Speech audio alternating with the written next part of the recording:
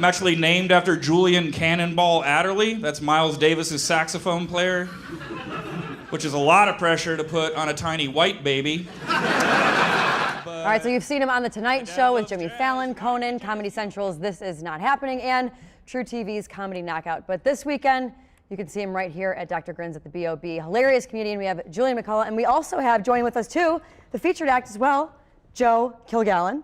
Good to see you. He joins us as well. Everybody? Guys, I'm a huge stand-up fan, so I am so excited just being in Grand Rapids and having a stand-up a show where you can meet comics like you guys right after. I mean, I went to the show last night, got to meet you guys after. Yeah. It was so much fun. We're really great. Yeah. We're really a lot of fun. So you're right. You were Probably very a big thrill lucky. for you. You were very lucky. You were one of the better audience members, actually. And Yeah. it's a sad thing when you can tell which ones were good. But it was fun. It was a good show last night, I thought. Yeah. Mm-hmm. And as far as, you just had a special that came out. Yeah.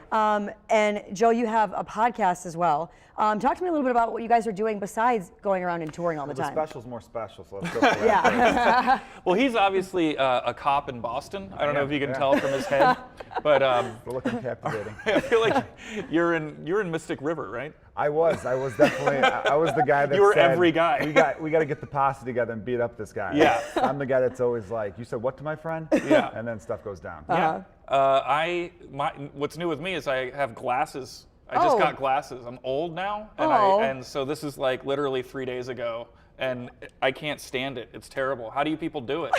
Look at that. That's what I have to look like now, and it makes you nauseous. Stylish. I think they're stylish. Do you have glasses? No, I don't. You don't. They make you nauseous when you're getting used to it because the prescription's all weird. So it's weird that like I can see the world clearly now, and it makes me sick. It's like a weird.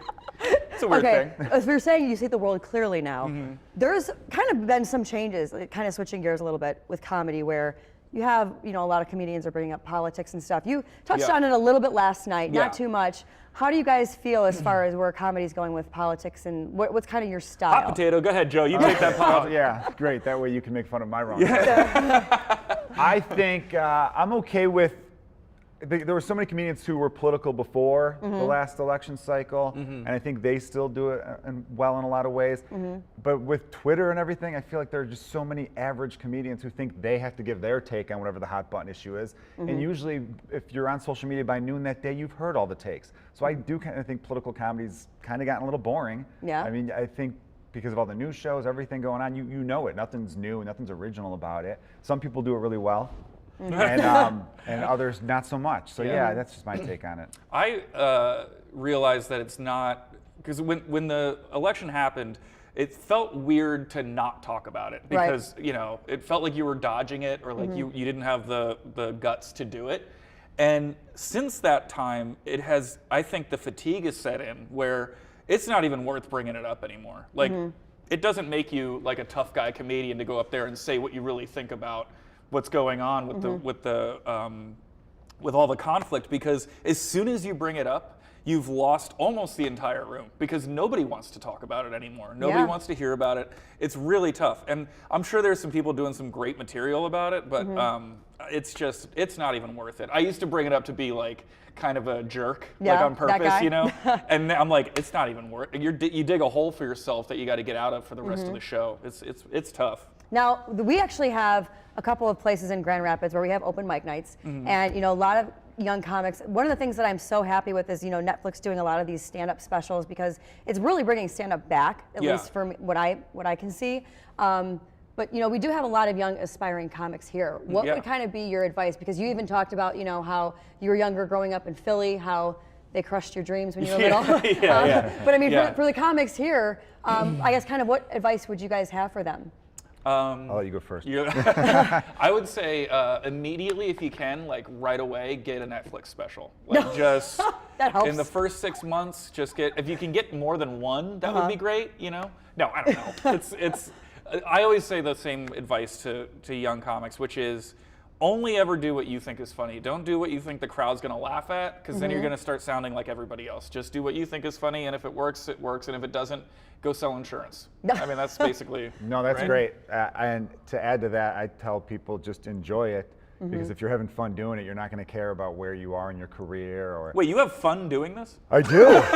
Just recently, though, I did it for a while, and then I Yeah. came back to the conclusion that, hey, wait a minute, I'm telling jokes at a bar. That's kind of fun. But I don't know. The first 5 years I did stand-up were miserable. I mean, it's like, it's Yeah. so hard and there's so much rejection like everywhere that it's like, I'm like, why am I doing this? Oh, because I have no other skills. Like that was the only, I didn't have a No, me backup. too. Yeah, I have nothing Yeah. else. And that's it. But it wasn't fun for like 5 years. That's Yeah. how hard it is. And you know how like, have you been to a comedy show where it's not going well? It's like the worst feeling in the world for the crowd, and then multiply that by 20, and that's how it feels. Oh, You know, man. for the comics. So it's not fun for a while. But once you're good, it's great. Right, I was gonna say the show was Yeah. awesome last night. For me, I used to go to Zany's a lot in Chicago, Second City. That's a great room. And for $5, you know, go in and get a bunch of laughs. You know, Yeah. you guys were awesome last night. Is it hard starting out as a news anchor? Do you like bomb for a while? and Yeah. You know, every once in a while, you know, you can read the wrong word in the prompter, Yeah. or, you know, mispronounce something. But Have you ever been in one of those fails clips that they have of like news anchors that messed up or like? I have an you awesome forgot to clip. wear a shirt or something. You ever? I do no? have an awesome clip. Actually, I talked about it with the guys from Free Beer and Hot Wings, where I'm MJ, or a multimedia journalist, where we set up the camera on our own. I'm in 3 feet of snow. I'm getting ready to do my stand-up, or like where I'm going to talk to the camera. Truck drives by, a giant wad of snow, and you just see my face look at the camera, just like, oh my gosh, and I just start laughing That's because it's like, what else can you got do? Covered in snow. That's awesome. Totally covered in snow, and it's like the most miserable shot where it's just you see 5 feet of snow, and it just all comes on the back of my head. Is Yeah. that on YouTube? It's YouTube or that out Facebook. right Yeah, now. I can pull it up for you guys after.